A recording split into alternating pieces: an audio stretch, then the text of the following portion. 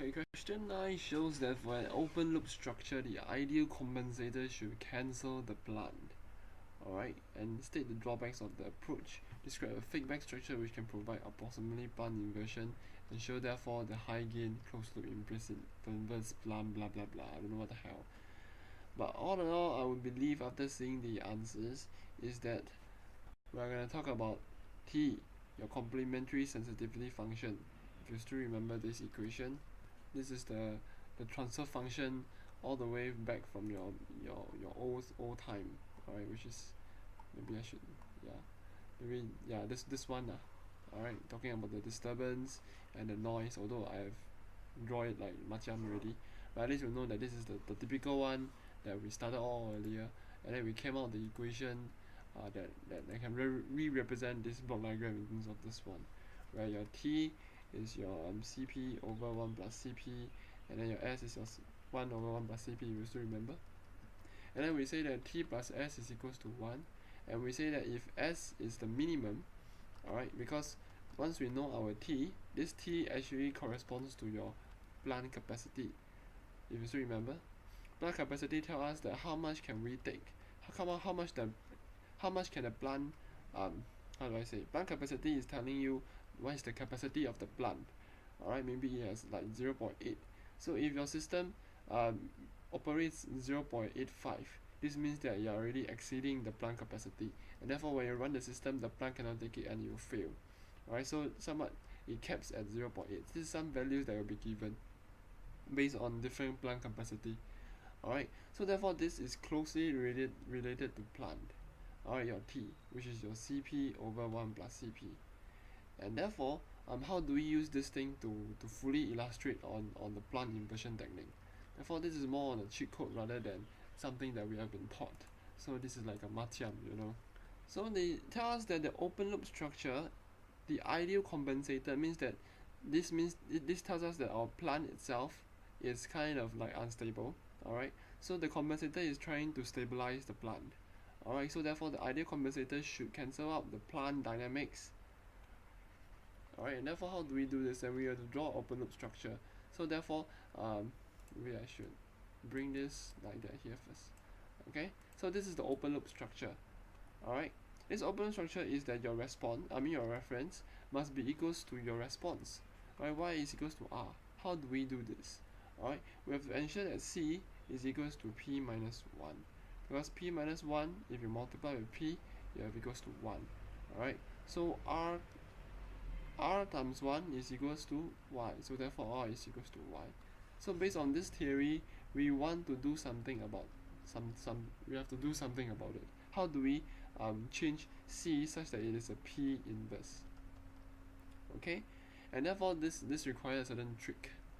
And by placing P inverse over here, stating that controller must be P inverse, this is somehow called the explicit inversion plant. Or it's an explicit plant inversion. Alright. However, if you were to draw in terms of re-representing your P minus 1 as Cp, alright, over here, you're talking about implicit plant inversion. Alright. So this means that plant inversion means that P inverse minus 1 is called the plant inversion. So we can re-represent P minus 1 as C over P.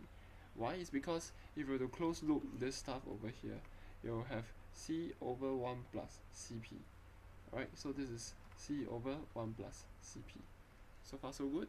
And if you still remember, C over 1 plus Cp is your control sensitivity function. Alright, something like, I forget what it is, I think it's called U. U is equals to this one. Alright, because this is the control sensitivity function because you're talking about a controller. Alright, and then we can re-represent C over 1 plus Cp as what do we call equals to this. Alright, Cp over 1 plus Cp times 1 over P. Alright, this 1 over P is is P inverse. Alright, somewhat the plant inversion now. Alright, and how do we incorporate is that if we set this T, that's now as we say this T, which is what we have did I deleted it? Never mind. I've deleted it. But anyway, you know that this T is the complementary sensitivity function is Cp over 1 plus Cp. Alright, so if we assume that the Cp is very large, alright, Cp over here or here, If it's very large, usually that like 100 divided by 1 plus 100, that's somehow getting back 0.99, alright, which is approximately 1. So therefore, if CP is super ultra super ultra ultimate large, you have 1. So 1 times 1 over P, equals to P minus 1. And therefore, this whole thing can be represented as P minus 1. So P minus 1 times your P will give you R equals to Y. Alright, so this is somewhat like a cheat code that I would say.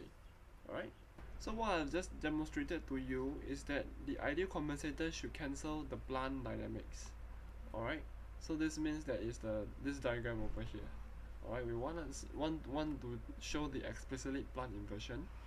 Alright, drawback I haven't said yet, so later on I will say. Alright, but describe a feedback structure which can provide an approximate plant inversion.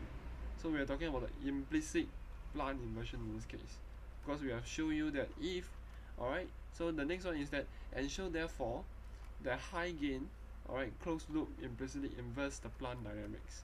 And this is also why why we say that if CP, how do we change this to 1? Is that we say that CP is large, alright, then we can somehow say that it's approximately to 1, because if CP is large, it's like 0.99999999999, alright, which is 1, okay? And therefore we can re-represent in terms of high gain that it is a P inverse. Alright, so therefore now let's talk about this one, which is our drawback of this approach. How do we do this? Okay, I get what I mean. Alright, so the ideal compensator should cancel the plant dynamics. It's the part I kind of blur, is that the plant dynamics must be known exactly, meaning the plant itself. Alright, so I don't know whether is he indicating this one or is he indicating this one. But the question itself is someone says that there is a problem with the limitation, the drawback of getting P minus 1. So in order to somewhat approximate P minus 1, we require therefore a feedback structure that can use this phenomenon to illustrate this phenomenon coming out. So in other words, we will want our controller to have P minus 1, or we can design our controller to be P minus 1.